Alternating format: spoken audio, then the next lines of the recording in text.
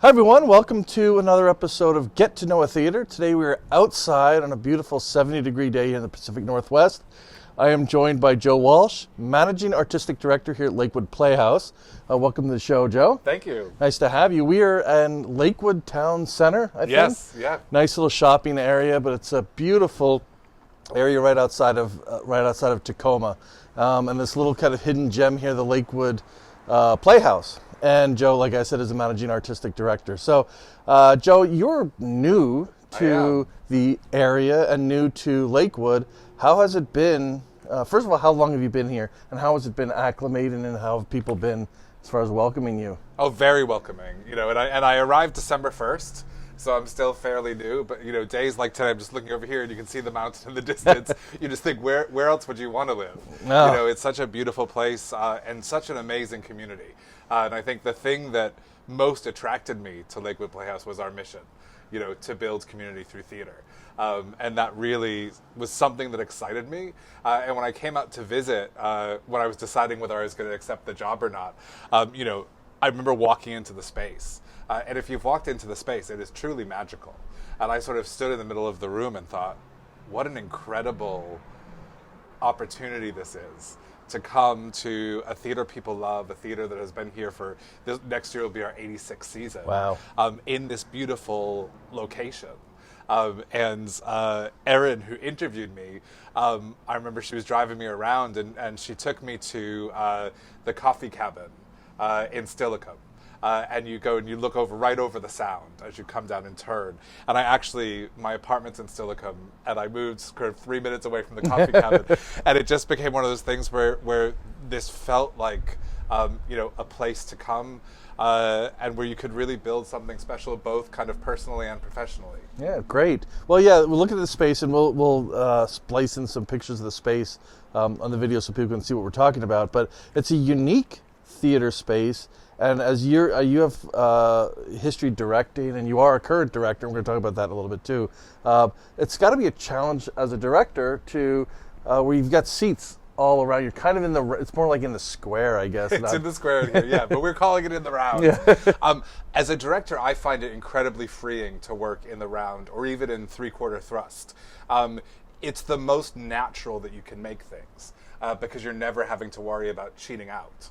You can have intimate conversations between two actors right there in the middle of the space, which is so exciting and exhilarating. And a show moves differently in the round. A show in the round can never stop, right? Because you're blocking somebody right there. So it gives a real wonderful opportunity to make exciting movement patterns with the company while also showing kind of a more naturalistic way to create work. And for me, I also love that the audience has to face each other.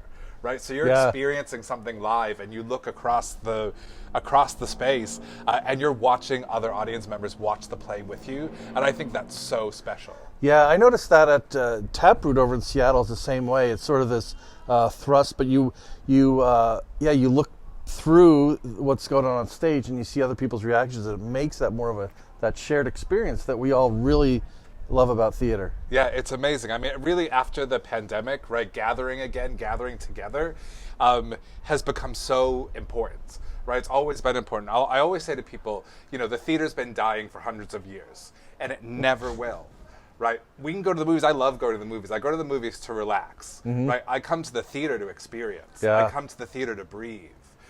And you are breathing the same air as the actors when you're sitting in a theater, especially a theater of this size. And that is something truly unique that you can never get on television or film, right? Because you're sharing that intimacy, you're sharing that immediacy, and it's different every night. So you're breathing the same air as the person next to you and the artist. Yeah, it's almost that fourth dimension, because even with three dimensions, when they do it, they try to do it in the movies, but that fourth dimension is that feeling, that really depth to character and the emotion and all of that you can't get anywhere else. Absolutely. Yeah.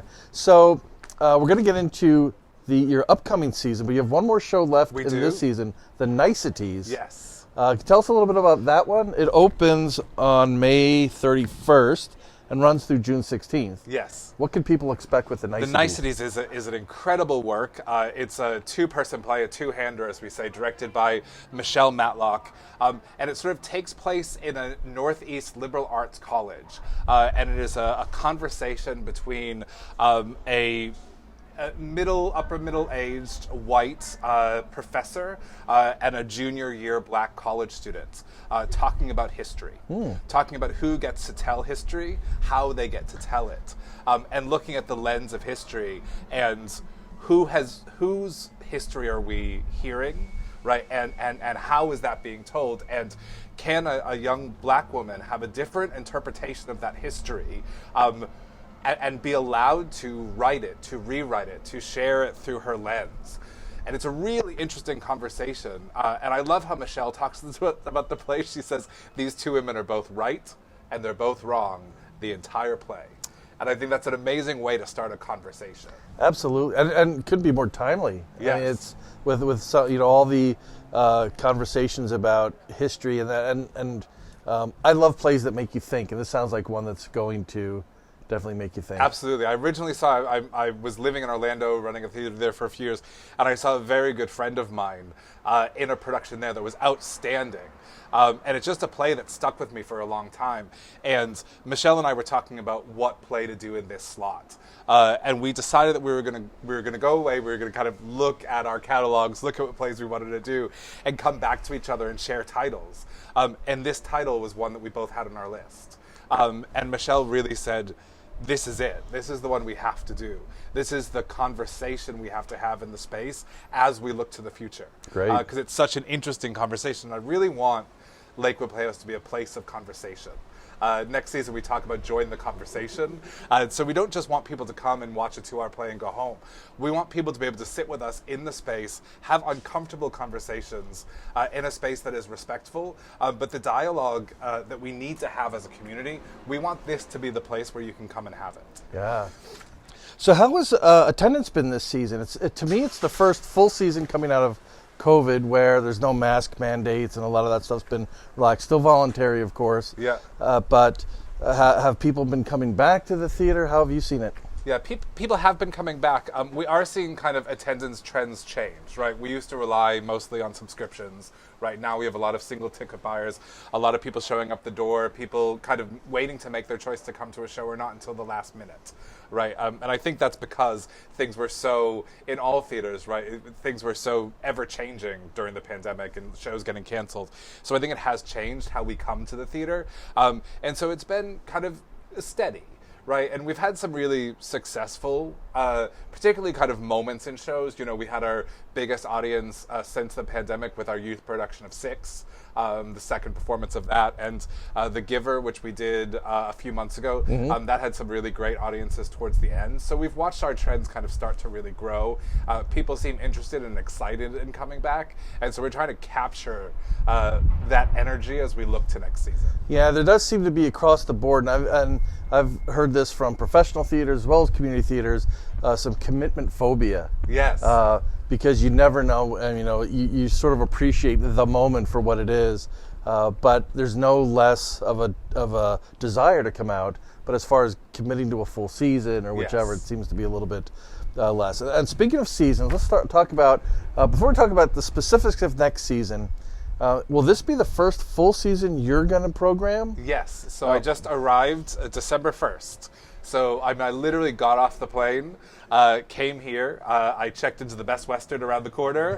I came here and I ushered for the night to start to kind of learn about the theater. And so that was during our run of the Seafarer. And so, yes, this season I kind of inherited some great shows. I inherited some great work. And now next season that we're looking to is the first season that kind of is totally in, since I arrived kind of as the managing artistic director. So as artistic director, I know you artistic directors thread their vision through seasons and the programming. What does that mean for you? What is the vision that you have or the message that you try to put forth when you're programming a season? There are so many plays out there. One of the things that's great about theming a season is it makes some of those choices for you. so you don't end up, I mean, I have bookshelf upon bookshelf of plays that I could pick and say, let's do this and do this and do this.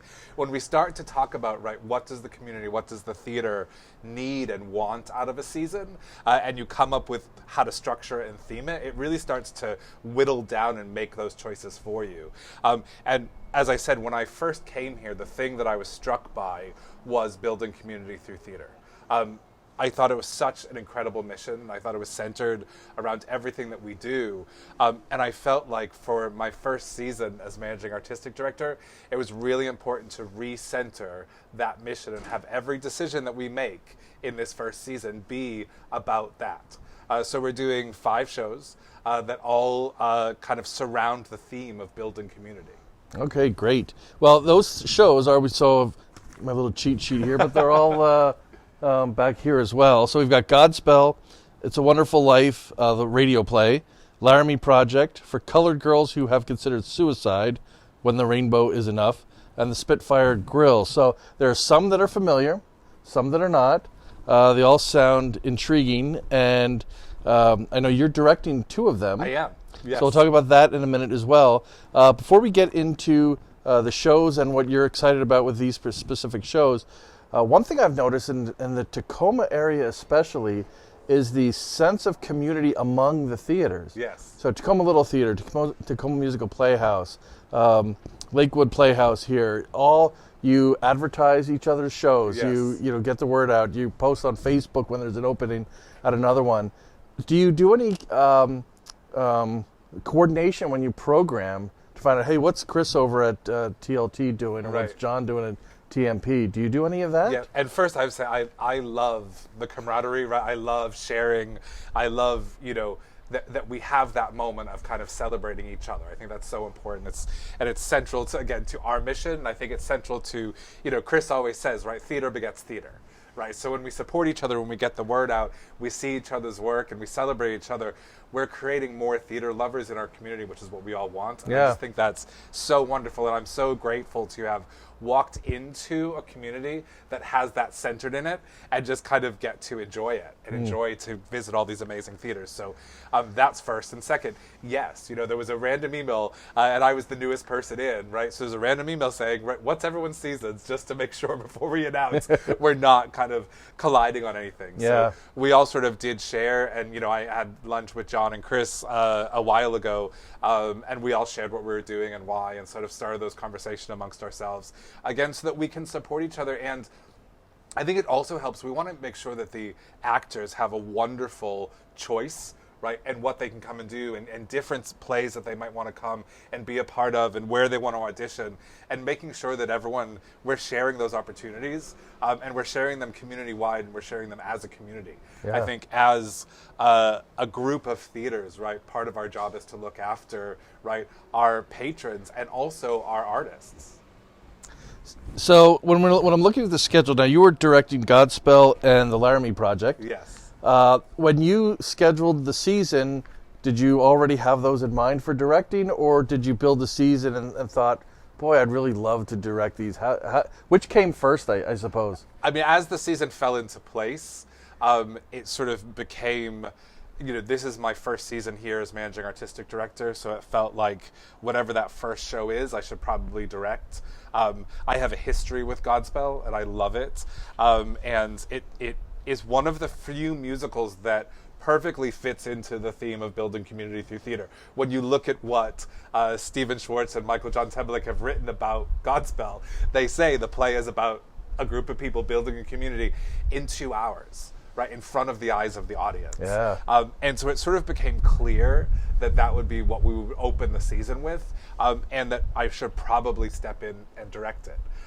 And so it's also a wonderful moment where it feels like, because of the way the show works and because it's so open and offers so much creativity for the actors that are in it, it really feels like a moment to re-engage local artists, to give the artists a sense of belonging and purpose and ownership over the theater. So we're starting out with this kind of moment where we are, almost feels like the artists are coming back in to reclaim the space and reclaim Lakewood Playhouse. Great. So the The next question I have is on some of the other things that Lakewood does. So obviously you have your stage productions. There's also some educational things that you do, Yes. youth programs, etc. Can you tell me a little bit about Yeah. those? I mean, again, one of the most wonderful things that is coming in and learning. I love to come in and learn about a new place, new people, a new organization, and Lakewood has a history of very strong education work. So it was really great for me to kind of dig into that and see what things the theater had done before. Last summer there was a huge production of Sweeney Todd that I guess was really incredible. I wasn't here for it, but I've looked at pictures and things. And so it's been really great to kind of come back. The education program paused for about 7 months. Okay. So one of the first things that I did when I came was come and have a community forum where, I opened up the space and had people come in and ask questions and talk to me and sort of tell me where they saw the theater going. And one of the things that was really important was bringing back education. So we've worked really hard to bring back education. We started small. We did Seussical Kids. We've done a bunch of workshops. We did the 16 edition. And now this summer we're kind of building into a full summer of educational work, which great. is really exciting. And I also wanted to make sure that we were kind of pairing main stage and education work together. So actually the 2 weeks after Godspell closes, we'll be presenting Godspell Junior. Oh, On the great. same set with some of the same costumes, the same idea, the same conceits, so that we're really giving our young people that experience and that that's exposure great. Yeah. to what it's like to be on the main stage here. Yeah. So I will say a disclaimer. We're right next to the Pierce County Transit Center here, so you'll hear some beeping and some things like that. But it's not been too bad. So one thing I've noticed here when I drove up is you got a bit of a yard sale Yes. going on here. So I guess it's part of, for clearing out your storage areas and raising some money. Can you tell us a little bit about the yard sale? When does it go through? So the yard sale goes until this Friday. Okay. And then we're also going to carry on with a book sale through the whole run of the Niceties. Okay. So we have tons of books, plays, and all sorts of things that we're actually going to keep in. It sort of feel like it'll be part of the set, right? That we'll keep in the lobby and we'll sell for $1 each through the entire run of the Niceties. But I think our current treasurer, Diane Tilstra, puts it the best. She said, we need to make room for the blessings. And so I came through, it sort of felt like, as so many theaters this happens in, you go at every cupboard you open, right? There are thousands of props and costume pieces and everything you go in, there's just more and more to discover. And so I thought, what better way for us to kind of go through everything, see it, offer people in our community a chance to come in, to buy something interesting, than to offer a yard sale to help us kind of do that first wave of clearing out, and then we can go back through and reorganize, see what we have, and make sure that we're able to use what we have, and then kind of either sell or donate what we don't need anymore. Yeah. Well, while we were sitting here interviewing, somebody drove up and asked about a coffin, and you were selling 2 coffins. Two coffins. One's been sold already and is sitting inside. So yeah, you come to a theater sale and you can pretty much find anything. And it was great. Saturday, so I was in Florida visiting some friends a couple of weeks ago, and I saw my best friend Roberta Emerson's production of Ain't Misbehavin'. And it was so extraordinary, and I saw some old friends, and I came back with this energy from like seeing this amazing work and talking to old friends of mine, and I sort of came back. I got on the plane and I was like, we're ready to announce the season, we're ready to have this yard sale, and we're ready to invite the community into the space in a different way. And so during the yard sale, Katie Hodge, one of our other new board members, came up to me and she said, this needs to be the yearly season announcement and yard sale. And I said, yes, it does. It feels right. It feels like us. Yeah. Right? Throw open the doors, invite everyone into the space. You can buy something, you cannot buy something. You can be a person who's there for the yard sale here, a person who's here for the theater. We had people singing, and then we did, a community announcement of what the season was going to be for next year and invited everyone to be a part of it. And I thought, this really feels at the heart who we are. We're grassroots, we're community, and the doors are open to everybody. And it felt like a really, actually profound moment for the theater to kind of just have us all gather together and kind of celebrate what's coming next. Yeah, well, I love what you said earlier about coming in and opening the doors up and asking the community what they wanted to see. A community theater for the community. So rather than, sitting in kind of this, enclosed little bubble and saying, hey, here's what I think the community needs. Though I know that there's, as an artistic director, you have to have a little bit of, here's what I think is good for the community to see, or hear what, I think Chris always says, at TLT, Tacoma Little Theater, that they make theater that people want to see and the theater that people didn't know they wanted to see. Yes. So yes, but I like that you open the doors up to the community and are making them a part of this, especially with the vision of this next season as far as building community. Thanks. It's a lot of listening. Yeah. I think coming in and listening to what the community needs, and part of this season is about reaching out to members of our community that we haven't necessarily reached out to before. Okay.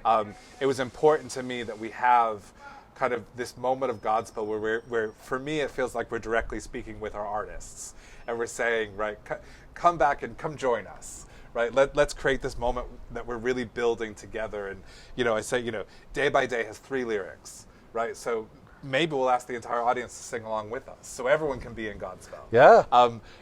And then I wanted to make sure that we were also connecting with, the people that have been with us for so many years. And historically, radio plays have been, the gala here at Lakewood Playhouse. And so the idea of doing It's a Wonderful Life is about, George Bailey and, no man is a failure who has friends. Mm-hmm. I thought that really touched me. And it really touched me to talk about kind of the friendships that have happened, that have been cultivated, that have grown in this space. And I wanted that moment centered.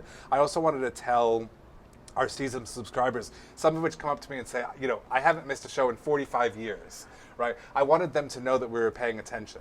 We were looking at the history and we were celebrating that in our Christmas show. And I wanted to go back to something that felt very much opening up to families for Christmas. Yeah. And then, bringing in the Laramie Project with centers on the LGBTQ plus community.